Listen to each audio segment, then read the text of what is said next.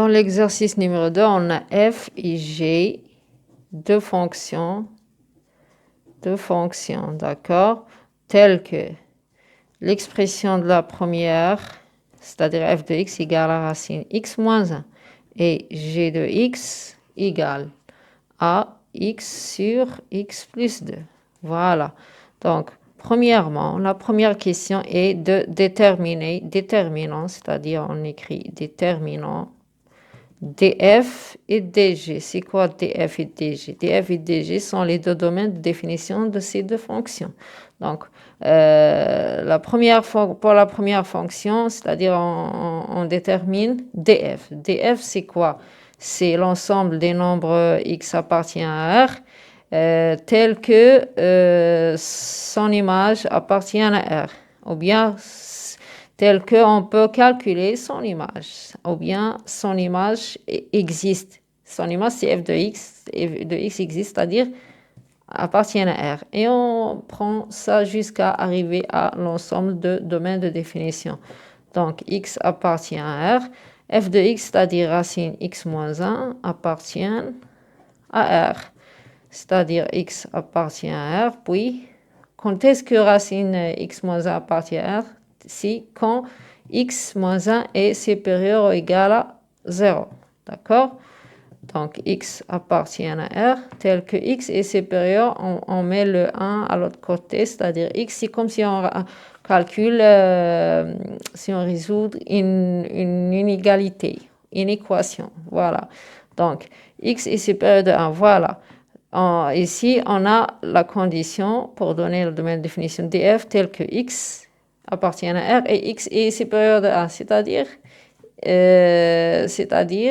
le domaine de définition, c'est l'ensemble des nombres qui sont égales. Voilà. On met le 1, x supérieur ou égal à 1.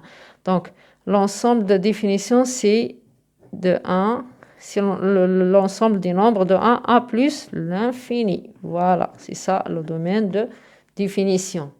Voilà, parce que si on représente l'ensemble sur une droite numérique, on a x supérieur de 1. X supérieur de 1, c'est-à-dire la partie concernée est la voilà. Puis, on a x appartient à R, c'est-à-dire l'ensemble des nombres. Et l'intersection de ces deux parties, c'est l'intervalle de 1 à plus l'infini. Voilà, c'est ça le domaine de définition de la fonction. Ça, c'est plus l'infini. De la fonction f. Donc, c'est l'intervalle de 1 à plus l'infini. Donc, on passe à déterminer l'ensemble de définitions de la fonction g. L'ensemble de définition de la fonction g est l'ensemble des nombres appartient à R tel qu'on peut calculer son image, c'est-à-dire g de x appartient aussi à R. Voilà. Donc, x appartient à R. G de x, c'est quoi? On remplace g de x, c'est x sur x plus 2 appartient à R. Voilà. Donc, x appartient à R. X sur x plus 2 appartient. Quand est-ce que cette expression appartient à R? C'est-à-dire quand x plus 2 doit être différent à 0. Voilà. Donc, ça donne que x appartient à R tel que x est différent, on met le 2 à l'autre côté, x différent de moins 2. Voilà, donc dg et l'ensemble du nombre appartient à R tel que x appartient différent de moins 2, c'est-à-dire l'ensemble R privé du nombre moins 2. Ou bien on peut l'écrire sous forme d'intervalle, c'est-à-dire de moins l'infini à moins 2 privé. Donc, ouvert ici, puis ouvert, moins 2a plus l'infini. Voilà, c'est ça dg. Voilà, c'est ça les deux ensembles de définition, ou bien domaine de définition de ces deux fonctions f et g. Voilà. Donc, on passe à la deuxième question. Donc, à la deuxième question, petit a, étudiant les variations de la fonction f sur l'intervalle 1 à plus l'infini, puis donner son tableau de variation. Donc, étudiant les variations de la fonction. Pour étudier les variations des fonctions, on calcule d'abord le taux de variation de la fonction. Donc, entre deux paramètres. D'accord? Donc, ici, on écrit soit x, y, de l'intervalle de nombre, ou bien de réel de l'intervalle, qui appartiennent à l'intervalle 1 plus l'infini. Voilà, on écrit comme ça. Puis, en calculant, on écrit ici, calculons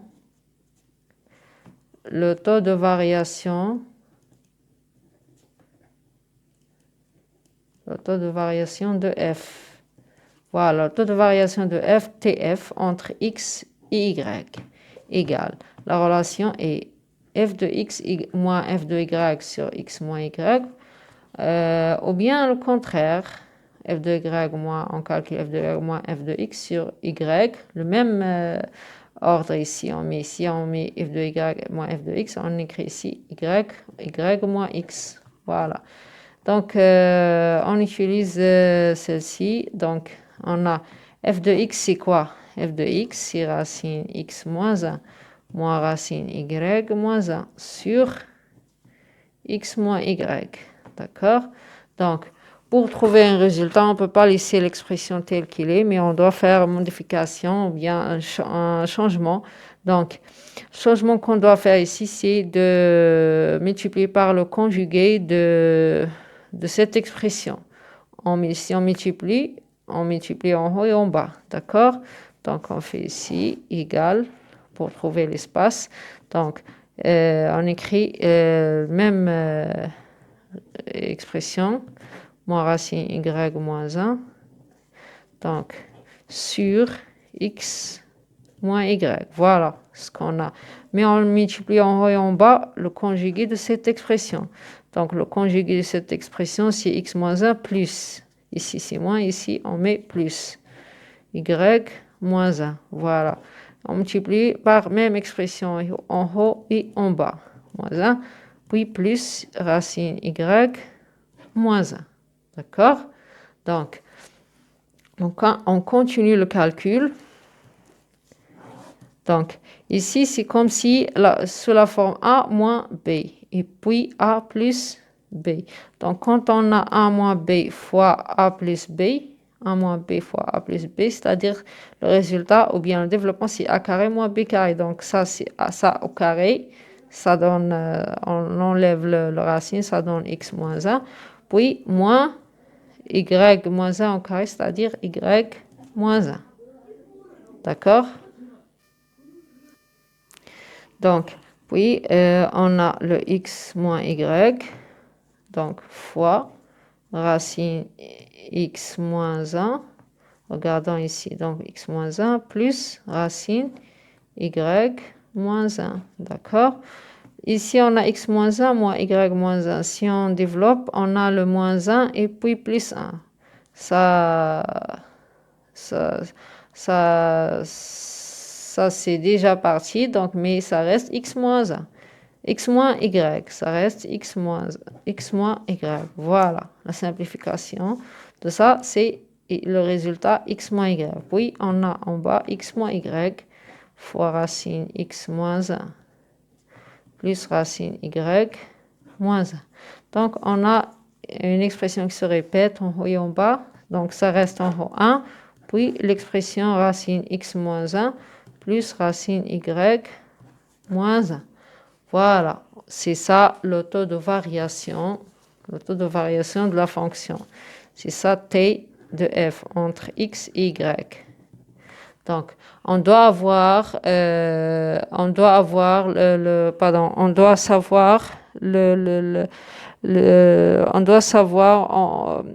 le signe de ce taux de variation pour savoir les variations de la fonction. Donc, ça, c'est positif, strictement positif. Donc, le taux de variation est strictement positif. Donc, TF entre X et Y est strictement positif. Qu'est-ce qu'on déduit? On déduit que fonction f est quoi? Sa monotonie, ses variations est strictement croissante. Strictement croissante, parce que le taux est strictement positif. Donc, strictement croissante sur quoi? Sur l'intervalle 1, c'est ça domaine de définition, sur l'intervalle 1 plus l'infini, d'accord?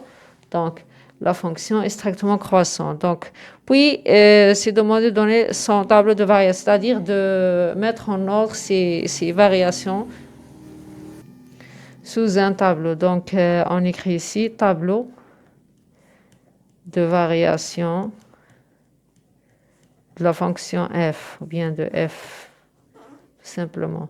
Donc, ici, on écrit x, puis t, tf entre x et y, puis la fonction f, d'accord? Donc, on a ici, on met le domaine de définition de la fonction, c'est de 1a plus l'infini.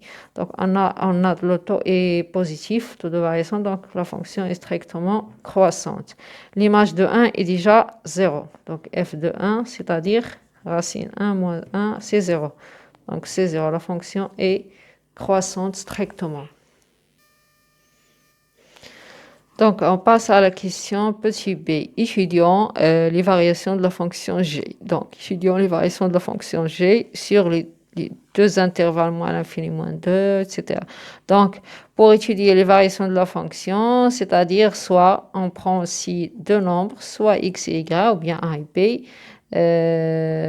l'intervalle, premièrement de l'intervalle, on les prend de l'intervalle, du premier intervalle qui est moins l'infini moins 2, puis on les prend du deuxième intervalle. Donc, d'abord, on doit calculer le taux de variation de la deuxième fonction, tg, entre x et y.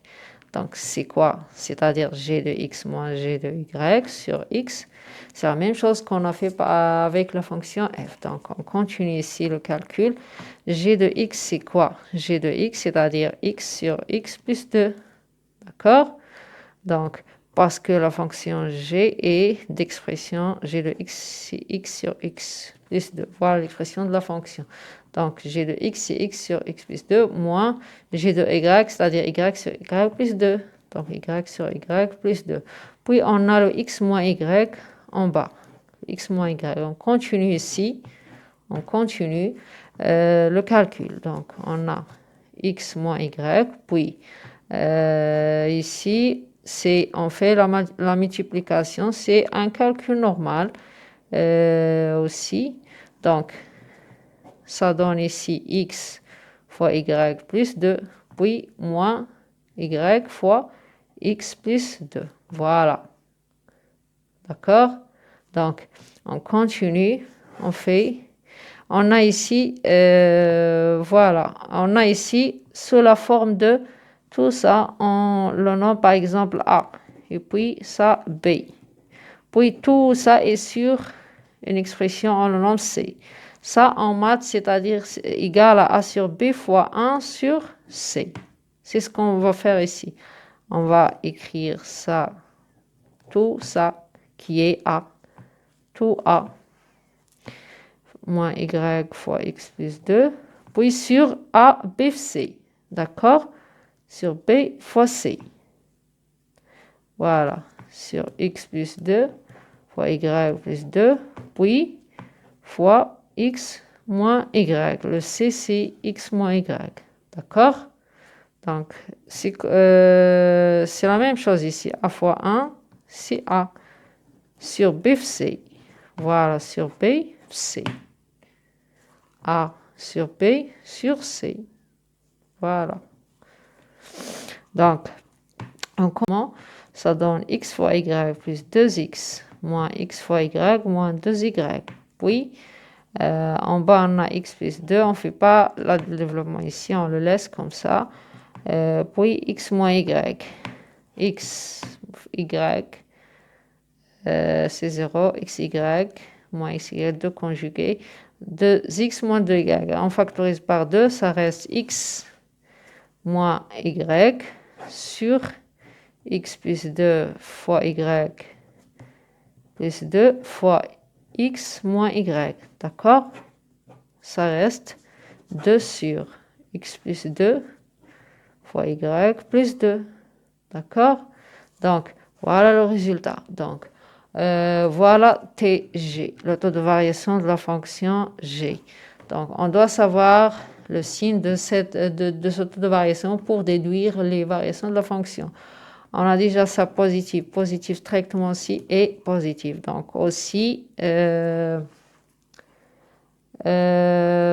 pourquoi ça est positif?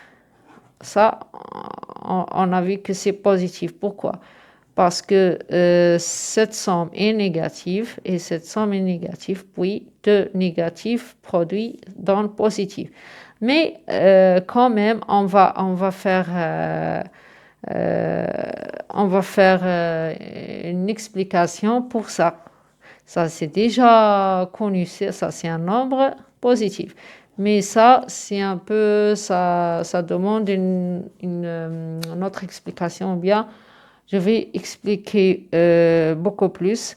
On a déjà l'intervalle qu'on a ici, c'est moins l'infini, moins 2. Donc, x, y, ils sont de l'intervalle, moins l'infini, moins 2. C'est-à-dire quoi?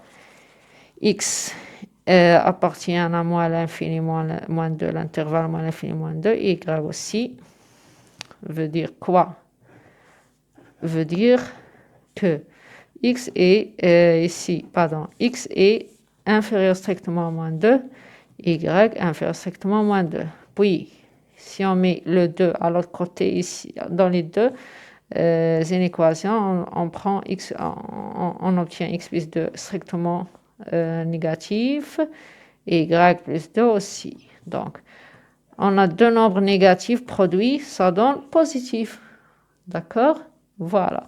Donc, c'est ça pourquoi TG, X, Y est strictement positif. Alors, on dit, ici on écrit c'est-à-dire, puis alors, la fonction G est, on écrit, est strictement croissante aussi, mais cette fois-ci sur premier intervalle qui est moins l'infini, moins 2. Donc, on n'a pas encore fini les variations de la fonction G. D'accord? On prend le deuxième intervalle aussi.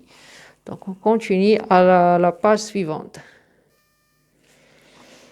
Donc, premièrement, on a fait que x, y, deux nombres appartiennent à l'intervalle moins l'infini. Ça, on l'a déjà fait. Donc, maintenant, si x, y appartiennent à l'intervalle moins 2 plus l'infini, deuxième intervalle, c'est-à-dire quoi? C'est-à-dire TG qu'on a calculé entre x et y, qui est égal à 2 sur x plus 2 fois y plus 2, positif ou négatif. Donc, pour ce cas, ça, on l'a fait tout à l'heure, on l'a trouvé strictement positif pour x, y, l'intervalle moins l'infini, moins 2. Donc, mais pour l'intervalle moins 2, plus l'infini, qu'est-ce que ça va donner? Donc, on a x, y appartient à cet intervalle, c'est-à-dire quoi? On écrit d'abord, y appartient aussi moins 2 plus l'infini. Veut dire quoi? Veut dire que x est supérieur strictement à moins 2, y supérieur à moins 2. Veut dire que x plus 2 strictement de 2, puis y plus 2 supérieur strictement. Donc, c'est-à-dire, si on prend deux nombres positifs, le produit est automatiquement positif aussi. Donc, positif, positif strictement, c'est-à-dire TG positif en ce cas. Donc, quel que soit x, y appartient à moins 2 plus l'infini au carré aussi, on a TG entre x et y strictement positif. On dit que la fonction g est aussi strictement, on écrit et strictement croissante sur le deuxième intervalle qui est moins 2 plus l'infini. D'accord? Maintenant, on peut donner le tableau de variation de la fonction parce qu'on a fini d'étudier les variations. Donc, tableau de variation de la fonction g. Voilà. Donc, on écrit ici x, puis tg entre x et y, puis la fonction g. C'est la même chose qu'on a fait par la fonction précédente. Donc, ici, on met le domaine les valeurs que x peut apprendre, c'est-à-dire le domaine de définition de la fonction g, donc c'est-à-dire moins l'infini, puis le moins privé de moins 2, toute la fonction, donc puis jusqu'à plus l'infini. Donc le tg est positif dans les deux intervalles, c'est-à-dire la fonction est strictement croissante. Voilà, c'est ça le tableau de variation de la fonction g qu'on doit donner. Voilà. Donc, on passe à la troisième question. Donc, dans la troisième question, on a le petit a déterminant la fonction f rangée. Donc, on écrit la question déterminant la fonction, d'accord, la fonction f rangée. F rangée, c'est quoi? F rangée, c'est la composée de ces deux fonctions, la composée de f et g, de ces deux fonctions, f et g. Donc, comment on détermine le domaine de définition de la composée? C'est qu'on écrit df rangé égale x appartient à R tel que, d'accord? Tel que f rangé, c'est-à-dire on est calculé f de g de x. C'est-à-dire, premièrement, pour calculer g de x, x doit être appartient au domaine de définition de la fonction g, qui est R privé de 2, de moins 2. Ou bien moins l'infini, moins 2 jusqu'à moins 2 plus l'infini. L'essentiel, c'est qu'il est privé de moins 2, c'est-à-dire x doit être différent de moins 2. Et pour calculer f de g de x, c'est-à-dire g de x doit être appartient au domaine de définition de la fonction. Et voilà, c'est ça. La définition, comment on détermine le domaine de définition d'une composée de fonctions. D'accord? Donc, on continue ici jusqu'à trouver l'ensemble de domaines de définition de cette composée. Donc, x appartient à R, x appartient à R privé de moins, c'est-à-dire x doit être différent de moins 2. Et g de x appartient à df, c'est-à-dire quoi? C'est-à-dire g de x doit être supérieur strictement à 1. C'est-à-dire, le domaine de définition de la fonction, c'est de 1 plus l'infini. C'est-à-dire, g de x doit être 1 plus l'infini, c'est-à-dire g de x doit être supérieur strictement à 1. Donc, on continue aussi. X différent de moins 2 et g de x supérieur strictement à 1, c'est-à-dire x sur x. Voilà, c'est ça g de x, l'expression. X sur x plus 2 doit être supérieur strictement à 1. Voilà. X appartient à R, c'est-à-dire x différent de moins 2. Et x sur x plus 2 doit être supérieur à 1. On l'écrit. C'est pas grave, on l'écrit encore. Donc, parce que je dois faire une explication ici pour trouver la condition. C'est-à-dire ici, on a besoin de la valeur ou bien la condition de x pour que cette expression doit être supérieure à 1. C'est-à-dire, on fait un calcul ou bien changement sur cette expression pour trouver la condition de x. Donc, x sur... on s'arrête ici, on va travailler cette expression à part. On écrit, on a x sur x plus 2 supérieur strictement à 1. C'est-à-dire quoi? C'est-à-dire que x sur x plus 2 moins 1, on fait le 1 ici, supérieur strictement à 0. C'est-à-dire x plus 2 et x moins x plus 2. On fait le calcul. Donc, ça donne que x moins x c'est 0 et ça reste moins 2 sur x plus 2. Supérieur strictement à 0. D'accord? Donc, on teste cette expression est supérieure strictement à 0. Donc, on fait tableau de signes de cette expression. X moins l'infini, moins 2, plus l'infini. Ça doit être privé de moins 2. Donc, ici, moins 2, puis x plus 2, puis moins 2 sur x plus 2. D'accord? Donc, voilà. Ça, c'est privé de 2. Ici, c'est pas privé, c'est pas grave parce que expression normale. Ça, c'est négatif. Voilà. Donc, x plus 2 est positif ici, mais négatif ici.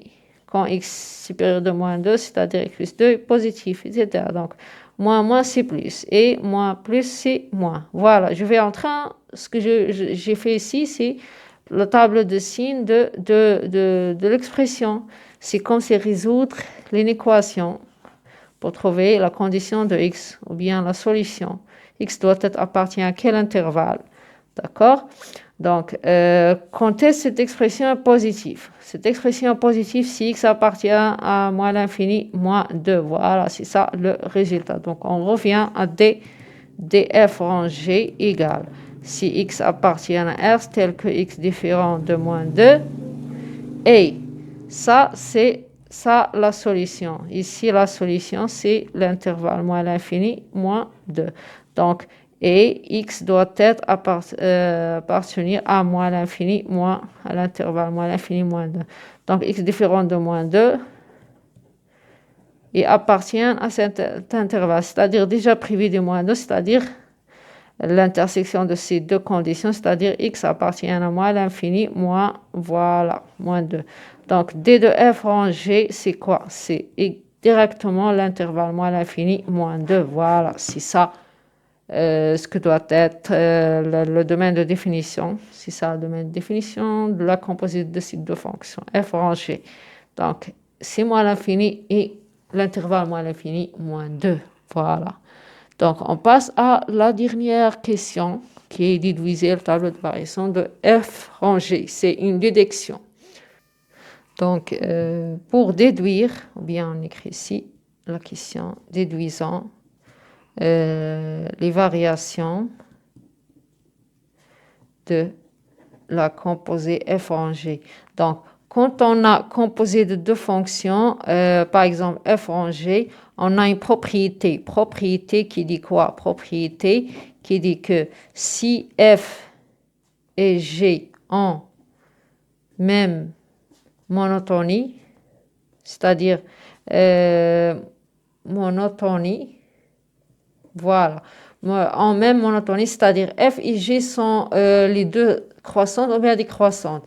Alors, le résultat que f rangé, la composite de f et g, c'est-à-dire f rangé ou bien g rang f, d'accord? C'est-à-dire la composée de f et g est stricte, pardon, la composite de f et g est croissante. S'ils sont strictement croissants, c'est-à-dire aussi il est strictement croissant. Bien en général, ils ont même monotonie, alors elle est croissante. La composée est croissante. Ou bien, si f et g n'ont pas même monotonie, c'est-à-dire en deux monotonies,